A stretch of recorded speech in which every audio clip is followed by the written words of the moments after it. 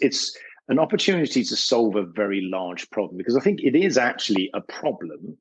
And the problem is that there is over $25 trillion worth of equity in people's homes now, which is the highest level it has ever been in the history of man. And there are a number of reasons. This is Henry Washington, and you're listening to the Average Joe Finances Podcast.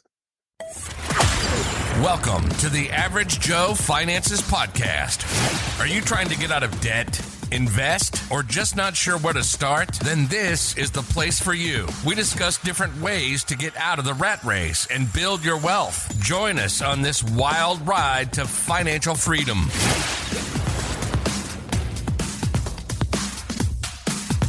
Hey, welcome back to the Average Joe Finances Podcast. I'm your host, Mike Cavaggioni, and today's guest is Matthew Sullivan. So Matthew, super excited to talk to you today. Thanks for joining me. Thank you for having me on, Mike.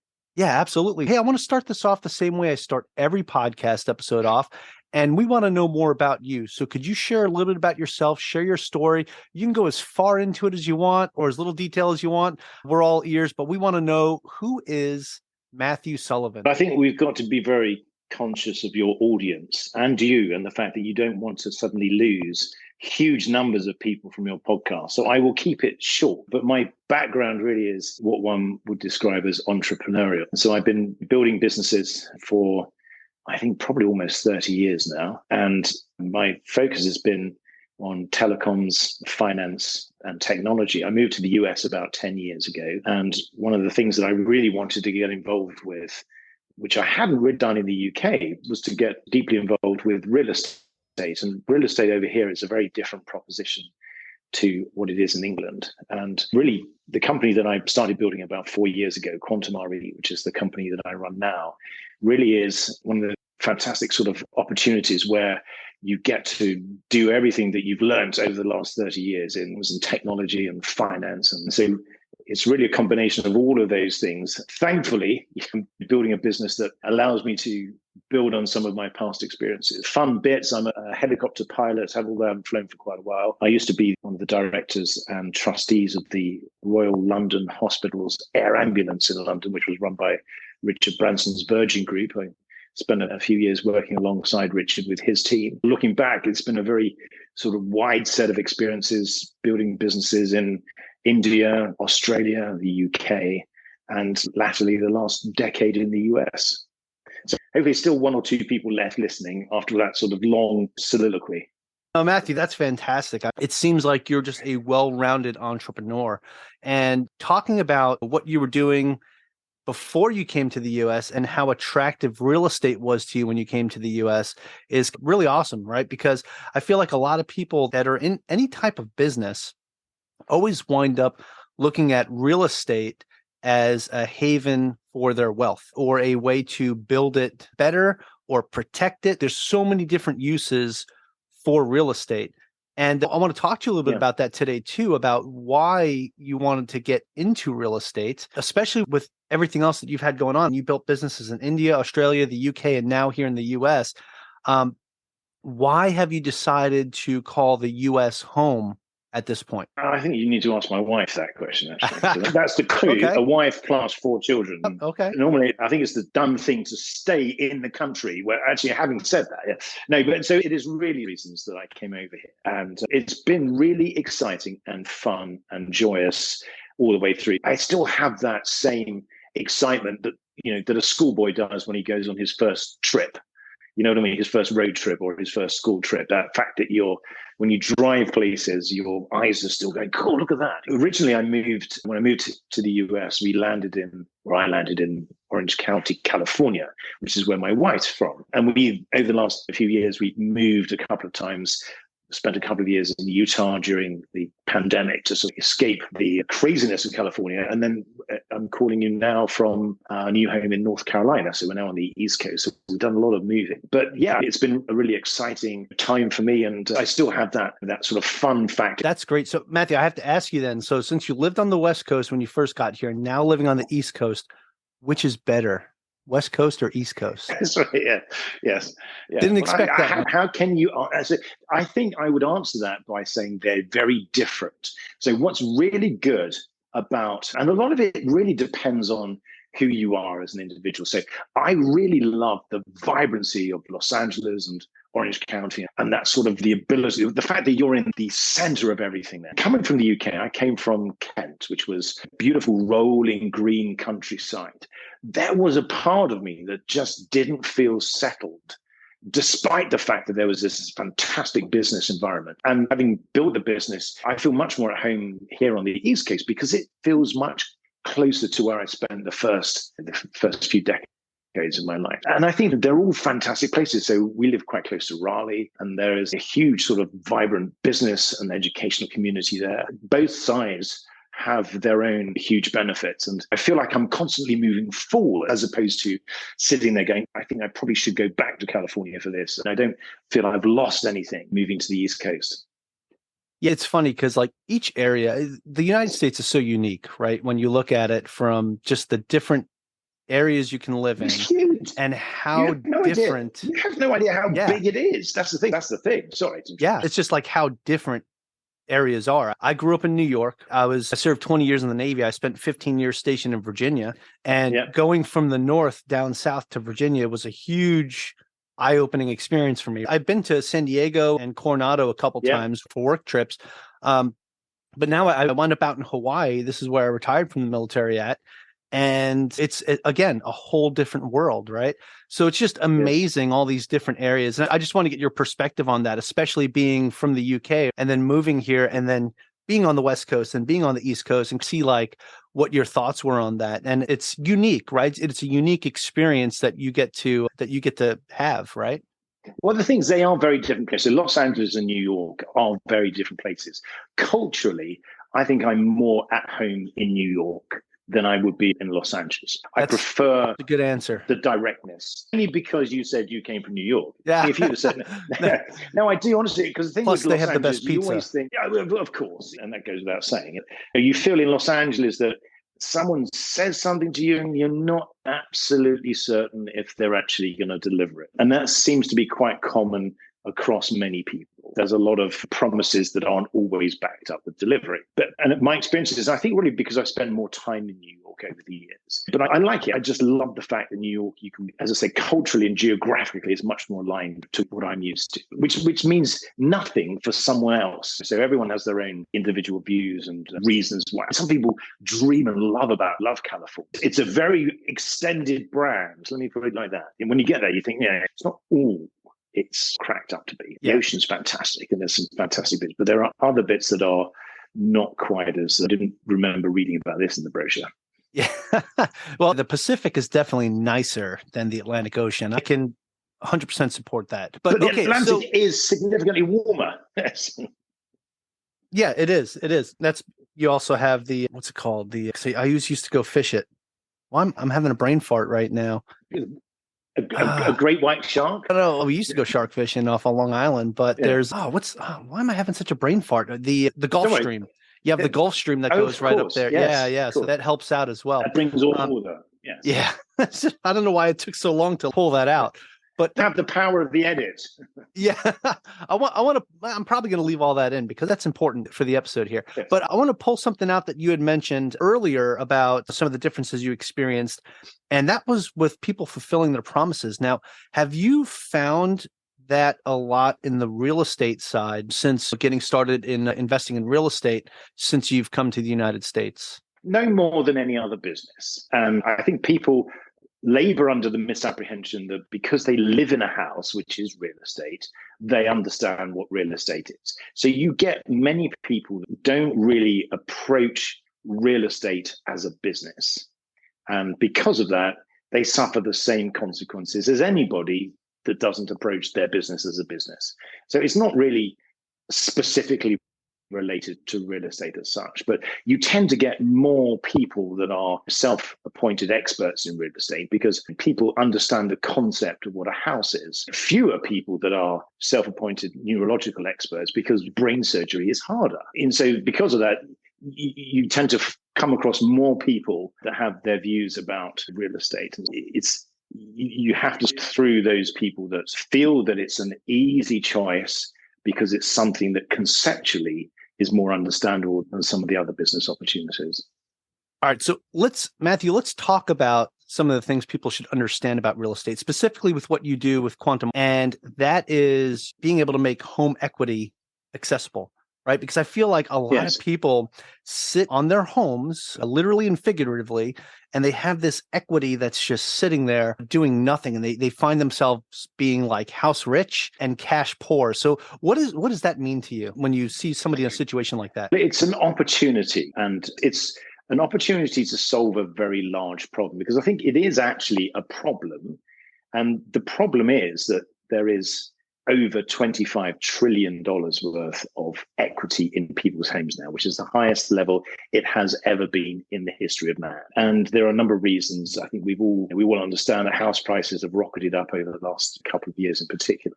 But it's a problem because most people's wealth is tied up in their home. And there are all sorts of statistics around this. But the issue is you can't get your hands on it. So it's an illiquid asset. It's not tradable. You can't spend your home equity at the supermarket. And in order to get your hands on it, you have to borrow money and secure that loan against your real estate. So you have to go deeper into debt to be able to get access to something that's yours. And there's a whole process, as we all know, that is involved in borrowing money. And it's harder than ever to borrow money now. And if, in fact, people call the statistics, the amount of mortgage lending is now at its lowest level in decades. So the problem is for homeowners, significant wealth that's trapped in their home. The opportunity really is to find a solution or to provide a solution to homeowners to give them access to their home equity. And that also creates opportunities for investors. So that's really what we do at Quantm, is we blend those two together. We enable homeowners to get liquidity, and we enable investors who provide that liquidity to be able to benefit from some of the potential upside that comes from investing in the equity in people's homes. All right, I like that. So I'd like to know, like, how do you do that? Because I personally have taken out a HELOC, right, to pull equity out of my home, and I've used it to buy more real estate, right? So I didn't want my equity just sitting there. So that was a strategy that I used to purchase more real estate by using my equity. Now, from what I understand, QuantmRE does a little bit different. It's you guys do home equity agreements, right? Now, how does that work? It's very similar in terms of the outcome of a HELOC. In other words, what it does is it enables you to get liquidity from your home equity. Now, a HELOC is a loan in by any other name, but it's slightly different to most other loans because it's a line of credit, which means that when you get your home equity line of credit or your HELOC, to start with, you're just paying the interest on what you've drawn down. But then after a period of time, which is normally 10 years, it then changes over to be a fully amortizing loan. So you don't have to start paying the principal down. But in any case, it's a loan. So you've got to meet those monthly payments. And in your case, if you're borrowing money against your home, you've got to find that extra few hundred or $dollars a month to service that loan. Now, if you don't find that, let's say the investment that you put your money in didn't go as according to plan, you're then at risk because you've got that additional lending on your home. So you've got all of the risks that go with any loan. Our programs are very different because we invest money, we don't lend money. What we say to the homeowner is, in exchange for a pre-agreed share of the future value of your property, we'll give you cash today representing a share of the current value. So what we do is we build in a discount between those two figures, and we agree that those figures with the homeowner. But what we do effectively is have an agreement that says, at some point in the future, which is normally 10 years, by then, you will owe us an agreed percentage of the value of your property, whatever the value of your property is at that point. It may go up, it may go down. And in the meantime, we'll buy that right from you in exchange for a cash lump sum that represents a percentage of the current value of your property. So you're selling us some of the future value at a discount. Now, because it's a sale, as opposed to a loan, you don't have any servicing costs. So if your business opportunity or your stock or your investments don't perform as you hoped, you haven't got that additional burden. And in addition to that, there's no impact on your credit report. It's a very tax efficient way of raising capital. There are a number of different benefits. And the most important point, though, is that this program is accessible to people that otherwise would not qualify for a loan. All those people that would like to get a HELOC but just get turned down by the banks, home equity agreements in many of those cases would be an ideal solution. Okay, yeah, that's fair. Now, what happens if somebody was to sell their house before that 10-year period? Let's say they do a home equity agreement and they sell their home 4 or 5 years later. What does that look like? Would they make their payment back right up front? No, just at the point that they sell their home. So it runs for a maximum of 10 years, but you can pay that off at any time. So it's a bit like a mortgage. It runs for 25 or 30 years, but at any time you can refinance, you can sell the property, you can buy us back without prepayment penalties. There's no early payment penalties, and you're free to do that at any point over the duration of the agreement. Okay, awesome. Now, also with the agreement, are they making a monthly payment, or can I pay one lump sum 10 years from now? No, you don't make monthly payments. In fact, you can't, because that makes it feel a little bit like a loan, which is what we really don't want. So the payment has to be made in a lump sum, and it's normally when something happens. So a trigger event, which could be when you sell the property, or when the last person on the agreement dies, or if you decide to refinance, you might take out a very low interest rate mortgage and decide to buy us back at that point. Okay, great. Yeah, that's what I wanted to make sure I understood, because that's actually a pretty lucrative thing then if someone's going to look into doing a home equity agreement, because you're not adding to your DTI at that very point, right? You're not creating a monthly payment that you have to make, which is really cool. Now, obviously it's an agreement, right? So there's going to be a lien on the home with it? Exactly, that's right. Yeah, so it's a real estate agreement. It's protected by a lien. It is very similar to a deed of trust. The language is almost identical to a deed of trust. Okay, yeah. Okay, good. So that I'm just trying to make sure it makes sense for everybody that's listening. I like to explain things. I'm a fifth grader, because if I can understand it that way, I know my listeners can understand it. Okay, this is fantastic. Okay, great. Now, so I haven't heard of these before. So how long have these been around? Because this is, again, like I know about doing HELOCs, and I do velocity banking myself with my HELOC, but I haven't heard of this in the past. QuantmRE the only people doing this? Or like, how long has this been going? They've been around for over 10 years. The home equity agreement structure has been around for, funny enough, it was set up by a company called Equity Key, who were based out of San Diego, and that was probably about 12 plus years ago. And they were the first. And since then, about another half a dozen or so companies have started doing the same thing. And we estimate about $1.5 billion a year is now being invested into home equity agreements or home equity investments. And that figure is growing because there's a huge demand from homeowners who want to try and get hold of their home equity, but either don't qualify for a loan or simply just don't want to borrow more money. And so the reason that most people haven't heard is really because they haven't been around that long. But there are a growing number of companies who are building their businesses in this space because it's such a vast space and it's untapped as an investment class. So I mentioned earlier that there's over $25 trillion worth of equity in residential homes. Those are the figures from Fred, and that's as of last year, and that's right now. So it is an enormous asset class, trillions of dollars of equity that normally as an investor, you cannot get your hands on. So it's very difficult, if not impossible, to invest in the equity in an owner-occupied home. You can go and buy a home, you can buy a property and rent it out. But to be able to participate in the equity in owner-occupied homes is an entirely new asset class. So it's very interesting for investors, and it's also very important for homeowners because it solves a real problem that many people have who are, as you said earlier, house rich and cash poor. Yes, Matthew, as you brought it up earlier too, you had mentioned that right now it's estimated about $500 million a year is going into this industry. No, I'd say about 1.5, about 1.5 billion. Okay, 1.5 billion. And like you said earlier too, like it's 25 trillion of untapped equity in homes in the United States right now.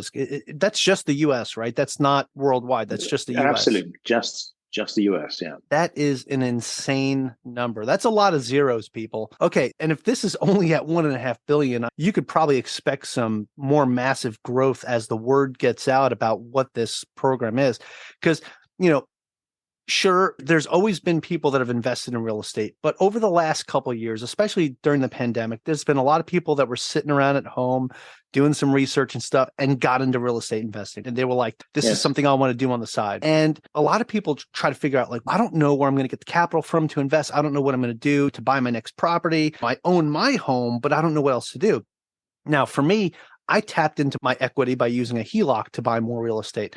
This is just like another avenue, another opportunity to collect on your equity and go purchase more real estate. What I like about this is just that it adds to your liquidity, right? And you had mentioned that word earlier, but that is such an important word because when you have illiquid assets, it's difficult to use that towards anything that you can invest further into. You can't just say, okay, I've got $400,000 in equity in my home, so I'm going to go purchase. Oh, I found this really great deal for $200,000. Oh, how am I going to get that? Oh, I got to do a cash out refinance and this and that. I don't even know if I can get approved for the loan. I got to go take out a HELOC. Oh, but the bank said my credit score is too low because of whatever. And now I can't get the HELOC. Oh, what do I do? So this is just another avenue for someone to explore. Absolutely. Yeah, no, I like that. And the important point again that you mentioned about not appearing on your credit report is very important because for people that have, there's a lot of people that have run up significant credit card and other types of debt because the economy is changing. And it's very easy to find yourself in a position where the credit cards suddenly become difficult to pay back. We've all done it. But the problem is you're paying 30% a year in many cases for that. So if you get to a point which isn't very high, you can find yourself in a position where you are just able to afford the payments to keep yourself from going backwards. You don't pay anything towards the principal. That stays the same. You're just servicing the credit cards because they're so expensive.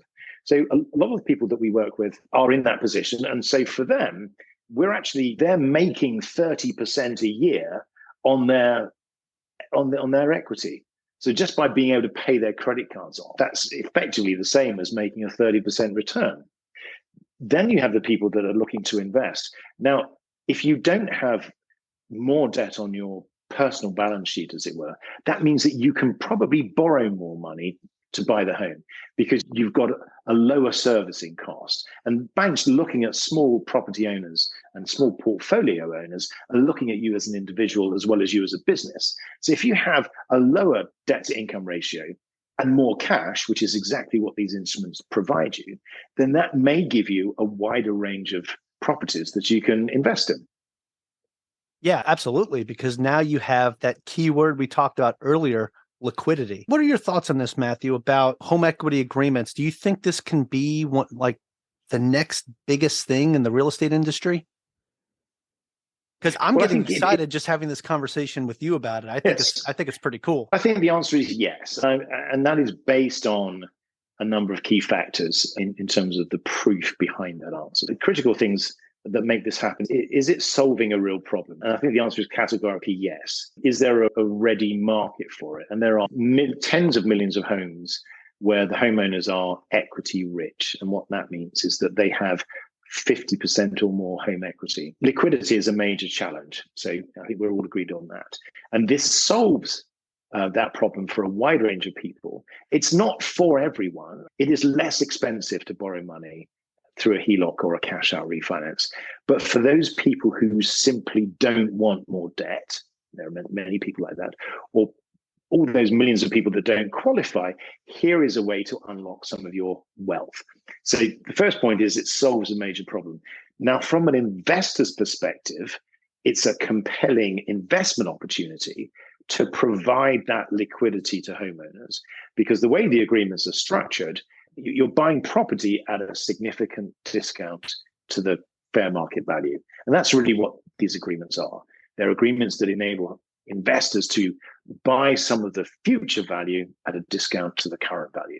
And that's very attractive to investors who want real estate exposure, because these agreements have inbuilt downside protection. And what that means is that the property can fall by 30 or 40% in value, and the investor can still make money.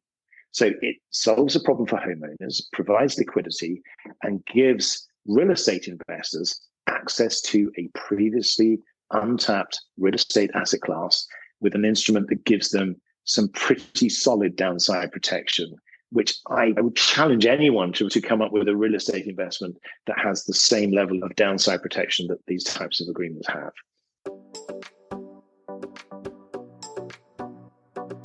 Attention, fellow real estate investors. I know you're tired of ineffective marketing strategies that leave your lead generation feeling like a bust.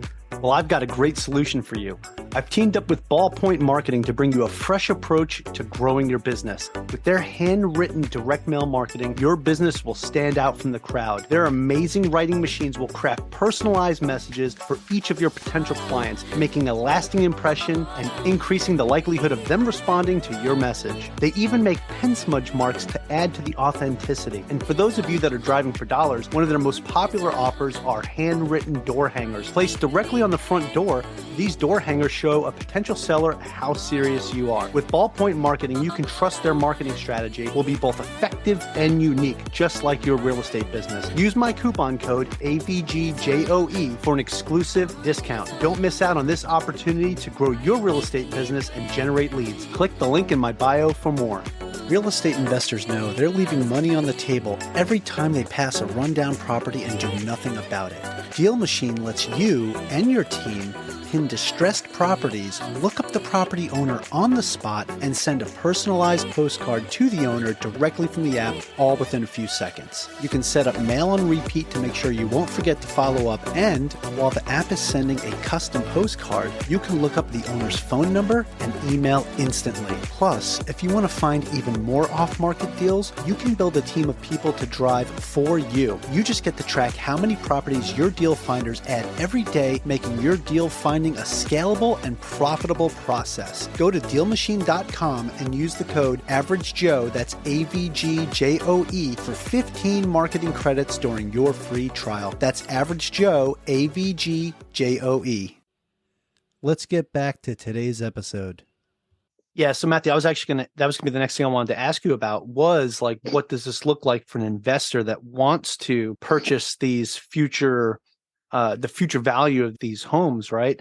And now break it down by shares, right? So you break the home up into like shares and you say, okay, you have this much equity, so a share would be worth this much. And then 10 years from now, we estimate it would be worth this much. So this is the amount you have to pay back. This is what we'll give you today, right? So the investor that's buying into that, they're essentially paying that amount right up front. Yeah. And then it's a 10-year hold period. So if you've got the money to be able to put into something and let it sit for 10 years, what type of returns are some of these investors seeing at that point? I think it's interesting because even though it's a 10-year term, what we're seeing is most of these agreements pay off much sooner than that, maybe 3 to 4 years. So the hold period is normally going to be a lot lower on average than the full term. And what we state on our website is that the target IRR is 12 to 15% over a 4-year period, and that's assuming a 3% house price appreciation. We're assuming a fairly conservative house price appreciation. And the way that these agreements are structured, as you can see, if house prices appreciate by 3% a year, how come I'm getting a 15% IRR? That's because of the inbuilt return, the inbuilt leverage or the inbuilt acceleration that comes from the way that the contract is structured. So investors get a sort of structurally leveraged, in other words, they get the same sort of returns that they would get if the agreement was a leveraged agreement. But it's not. So they get the same returns without all the risk associated with a leveraged agreement. The other important thing is that our platform that we've recently launched has been designed to enable investors to trade the paper. So in other words, once an agreement has been funded with a homeowner that happens behind the scenes, we take that home equity investment, which is an asset, we use blockchain technologies to chop it up into tradable shares, and people can then buy fractions of home equity investments, or they can buy whole home equity investments, or they can buy pools. So from an investor's perspective, our platform is a marketplace that's been designed to enable much more flexibility in investing into these agreements. So you can pick and choose where you want to invest, but you've also got a tradability element. You can buy and sell these instruments. And that creates liquidity for the instrument itself. So the homeowner has liquidity, and the investor also has the prospect of liquidity. I mean, we're still at a very early stage in terms of numbers, but over time, I think we're expecting to see some significant increase in trading activity on the platform as these become more widely known, understood, and invested in. Yeah, no, I really like that because it's interesting. You had mentioned that it's on the blockchain, right? And you split it up into fractional shares. And that is like where the future of real estate's going, right? There's already been homes sold on the blockchain, title, everything done that way. Yeah. And there's popular people out there like Ryan Pinedo who's saying this is the future of real estate.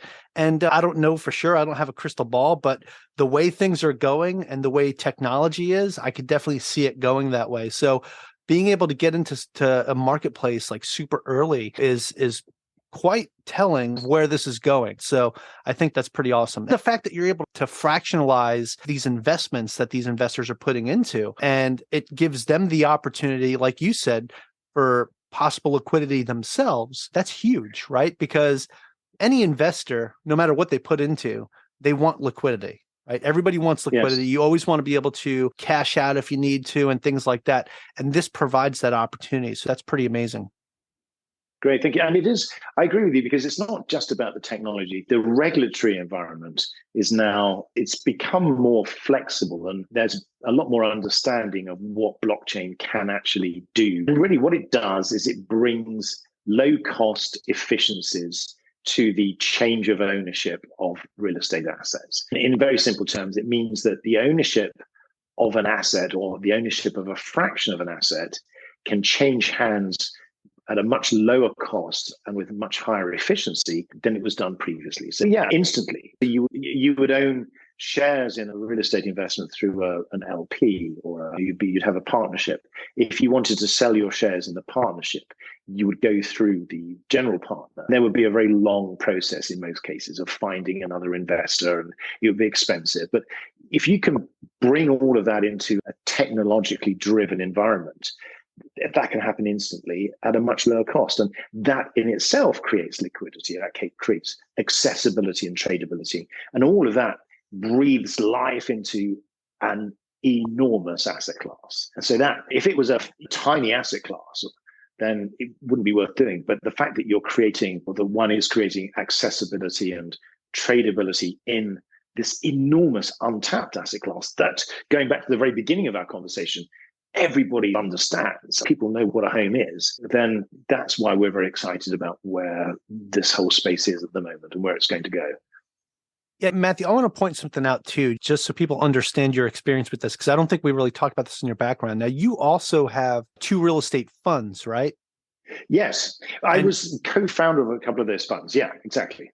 Okay, and you also have a crowdfunding platform called Crowdventure, right? That was one of the very early real estate crowdfunding companies that came out of the Jobs Act. So yes, there's lots of learning that's happened over the years with the online trading and the challenges and the benefits of bringing these things to life in an online environment. And also running real estate funds is where concept meets reality. So there's lots of understanding and experience there of what should happen and what does happen. Oh, I just wanted to point out your experience with this, because when we're talking about, because this is something that's, to me, it was new, right? And I know a lot of people are listening right now, probably never heard of these home equity agreements before. So this is a very new thing for a lot of people.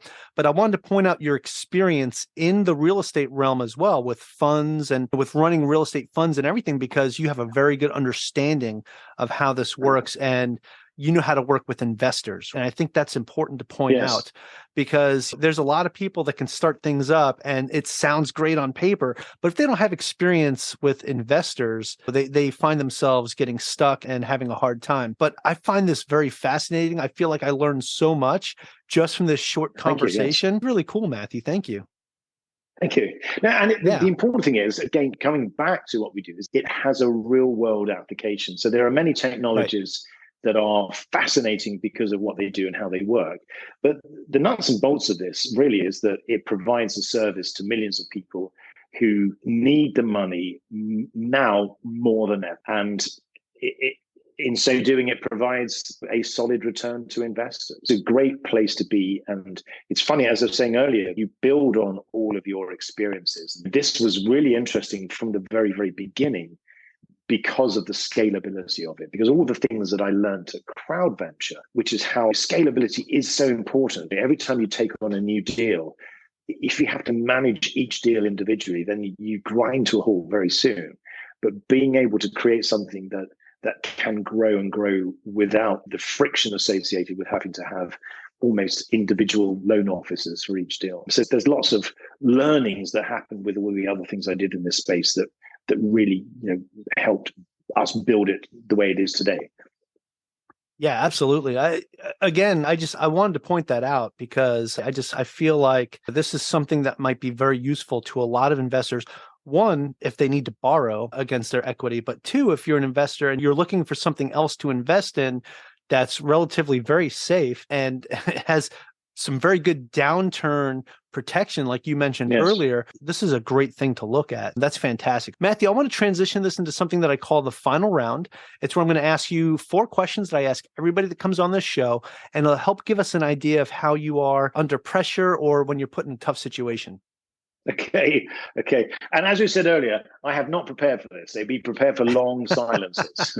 All right. Hopefully there's not long silence, but I think we're going to be okay. But all right, Matthew, first question is, what's the biggest mistake you've ever made in real estate? I think real estate is like any business. And you know that after you've gone through it. And I think the biggest mistake is assuming that everything will go according to plan. And I don't think there's one specific investment that went terribly wrong. And I've spoken to loads of people who have one horror story where everything went right and then the one deal that they did went horribly wrong. But I think the way I would answer this is by saying that nothing really ever goes according to plan. So you have to have contingencies. You have to have the expectation that if this thing doesn't go entirely according to plan, what's going to happen next? What is your plan B? How do you prevent all your eggs from being in one metaphorical basket? And that, I think, is true in real estate as it is with any other business. But people are lulled into a false sense of security with real estate because they think they understand it, because they can feel it and touch it. But I think the learnings are that it is an incredibly dynamic business with many individual factors that can contribute to success or failure. And you have to be as open and aware of as many of those as possible at any given time, and not to assume that everything will go according to your spreadsheets and your plans. Yeah, 100%. It is hard to narrow it down to one, right? Especially if you've been doing this for a little while, and assuming can be the worst thing you could possibly do, like you had mentioned earlier. And I feel like a lot of people find themselves in that area because real estate can be incredibly easy and incredibly hard at the same exact time, because you might think everything you need to know. Yes. And if you're not paying attention to what's going on, there's always new laws, there's new regulations coming out. There's so many people that got involved in like short-term rentals just to have that fall flat on their face because the city regulated it and changed the rules, where that asset class worked as a short-term rental, but it did not work as a long-term rental. And now these people found themselves like having to, sell these homes, short sell them, or figure out another way to make it work. So yeah, definitely appreciate that. Okay. Matt. Yeah, I was just saying it is exactly that. It is the fact that you just have your blinkers on and you think that everything is going to be exactly as, but you just need to work with smart people who've been through this before and listen to them when they 100%. Say, what happens if interest rates go up from 3 to 7%, and not say things like, oh, that's never going to happen. So you've got to be able to, Yeah, having a good mentor is important, or getting a coach, right? I firmly believe in that stuff. Okay, exactly. Matthew, the next question I have for you is, what is something that you've learned that you wish you knew when you first got started? I think the answer to that really is that you've got to have faith and trust in yourself. And I don't want this to be a very West Coast Californian touchy-feely answer, but in many cases, something is the way forward. Endemically, you feel it inside, and that's the path that you should be on, and that's what you should be doing, and that's the business that you should be building, and that's and then someone will come along and say, "We'll give you some negative feedback or something. And because of lack of courage or lack of self-belief, you won't do it. And I think really the only way that you should not do something is by doing it and then completely and utterly failing at it at the end. So see it all the way through. So in a number of cases, I've half done something because I got distracted or I got scared because of feedback from people who really didn't know any better and didn't have any of the same vision that I had at that time. So I think the advice, or not that it is advice, but just see something through to the end. Take advice from people, but if it's going to crash, then be the pilot of your own disaster so that at least you can come out of the wreckage, dust yourself off, and start again knowing what went wrong and why it went wrong. Yeah, no, that's great. That's a fantastic way to put it. Be the pilot and be able to dust yourself off, because if you can't dust yourself off and get back up and get back into it, that's where you're going to start to see a true failure come in, because the people that get caught up in their mistakes and give up are the ones that could have made it, that never made it. So I definitely appreciate that perspective. I think that is failure. I think failure is not to fail. It sounds ridiculous, because failure is a natural part of the growth and the business cycle. It's another step towards success. Exactly. It's like a scientific experiment that yields a certain type of result. And what do they say? That fear is a temporary lack of information. Same sort of thing. Anyway, I'm not sure if I answered the question or just taking you down a completely different route. Sorry. No, it's all good. It's all good.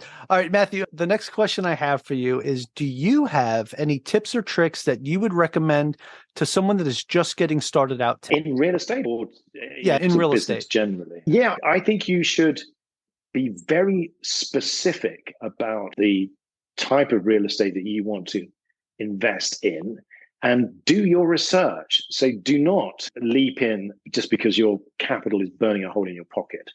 Conversely, make sure you do something. In other words, don't just sit back and not invest, because then nothing will happen. The way forward is to treat it like a business. Treat it like something that needs work in the same way that you would work at any other normal job.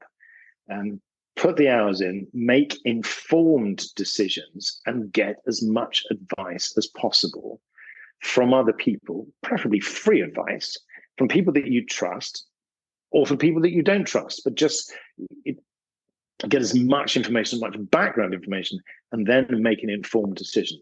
Then, if it goes right, congratulations. If it doesn't go right, don't bet the farm, and make sure that you learn from the mistake and then go back and do it again more intelligently next time.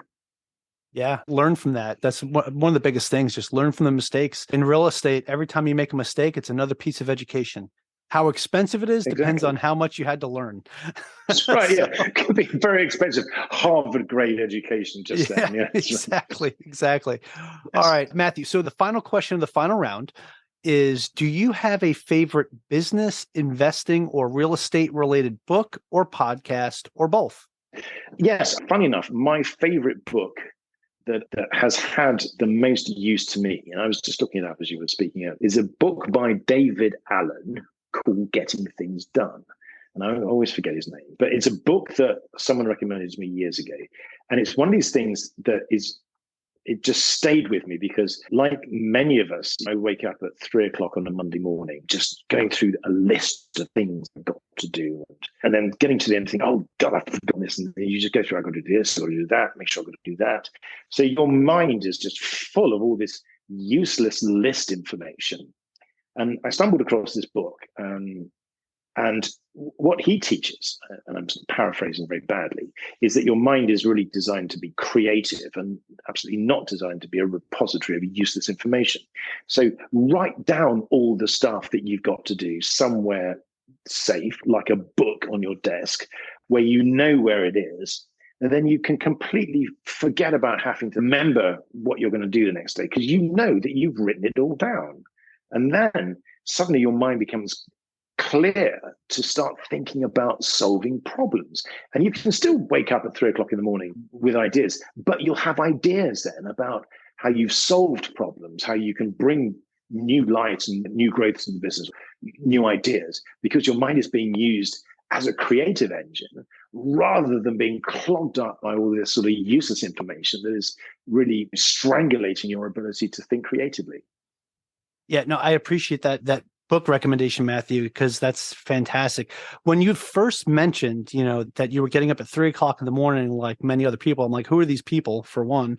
For two, then I realized you were talking about, okay, you're waking up because your mind is racing, right? I was like, oh man, if he's getting up at 3:00 in the morning every day, that's crazy. Because I did 20 years in the military and I was getting up at 4:30. No, let me explain one thing. Categorically do not get up at 3 a.m. In fact, I'm not even sure if that time actually exists. Yeah, so but you'd wake up, bolt up right now. It threw me off for a second, man. I was like, oh my goodness, he's getting up at 3:00 in the morning. Good on him, man. Yeah, I'm like Margaret Thatcher. I just need 4 hours sleep plus the rest. That's fantastic. All right, awesome. Hey, so great book recommendation. Thank you so much for that. All right, that's it for the final round, but I do have one more very important question for you, Matthew, and it's the most important question of all. I learned a lot during this episode. I'm sure my listeners also learned a lot during this episode, and they want to know more about where they could find more information about you and QuantmRE, how they can get into a home equity agreement or how they can invest in a home equity agreement. So where can we find that information about you? You have a website, any social medias that we can follow, anything like that? Yes, thank you. And it's all really, we try and put everything on the website. So it's QuantmRE, QuantmRE, QuantmRE.com.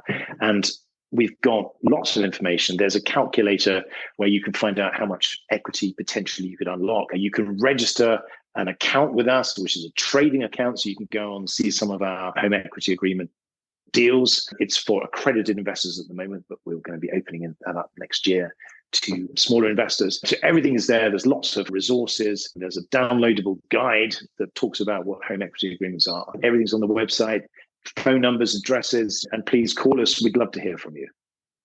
All right, fantastic. Thank you so much. I'm going to make sure I have all the links and everything in the show notes to make it easier for our listeners. You can just copy and paste or click away. Just don't do it while you're driving. Matthew, thank you so much. This was a very informative interview, and I really enjoyed myself. Thank you. Wonderful. Likewise. And it's been a pleasure, Mike. Thanks so much for having me on. Absolutely. And hey, to my listeners, thank you so much for joining me and our special guest, Matthew Sullivan, on the Average Joe Finances podcast. Go leave us a 5-star review and tell us what you liked about today's episode with Matthew. Aloha from Hawaii and have a great rest of your day. Thank you for making it to the end of this episode. Greatly appreciate you being here with me today on the Average Joe Finances podcast. If you haven't done so yet, make this the episode that you go leave us a 5-star rating or subscribe to our YouTube channel. The Average Joe Finances podcast is for informational and entertainment purposes only. Have an outstanding day. Thanks for listening to the Average Joe Finances Podcast, your source for beating debt, saving money, and investing. Learn more at averagejoefinances.com.